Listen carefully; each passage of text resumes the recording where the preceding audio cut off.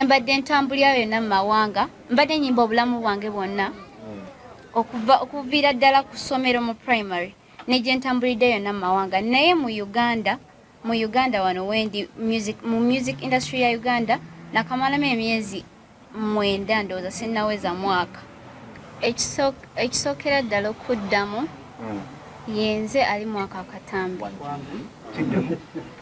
yenze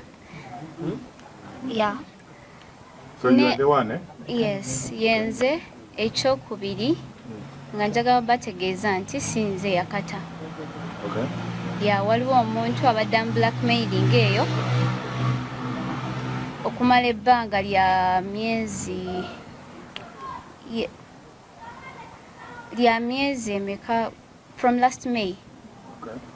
Mwaka guweze yaguba guweze n'emyezi wabadde omuntu wa blackmailinga so obutakigendamu nnyo sagala kugenda mu details kubanga I'm working hand in hand with police and the law to get this person abadde blackmailinga ye yabitadde nga manyi feesi ye n'ekifaananyi kye nkirina naye tuli mu munoonya simanyi jwa tetunnamufuna sinze Eyakakwata era sinze Eyakatadde ebirala ebisigaddewo ngenda kuba mbaddira nga tumaze okufuna omuntu kubanga bitulimu sagala bigendamu nnyo right now since I'm having a more important topic at the moment, yes, which is business endorsement, something at least making my life better. I didn't know how important mental health is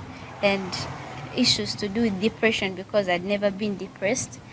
But reasons why I was quiet is I was working on I was processing, I was surprised just like everyone because omuntu twali tumuwa sente nga tumanyi atuvuddeko. So out of the blue, I was surprised just like everyone. Tebannampita kyekisookera ddala. Ekyokubiri nga sinnayogera ku eyo ensonga ey'okumpaabira ntuusa okusaasira eri abakyala abawala bonna abaali bayise mu kintu kino kye ndimu okuddamu ekyoyo ayagala okuntwala mu mateeka it is okay kikkirizibwa buli omu akkirizibwa okulowooza nga bw'ayagala kubanga kumwe mwene tewali abadde abamanyi mazima engeri gye tubadde tunnavaayo kukyogerako naye nze I'm ready to comply with the law and police and everyone who is interested in this. I've also seen some certain screenshot going around.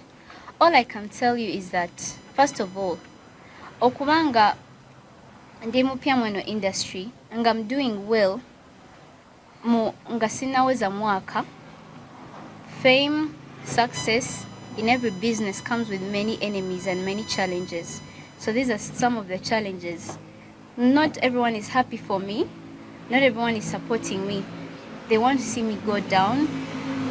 First of all, those screenshots that have been going around about money I charge for whatever is not true. It was made up, totally made up.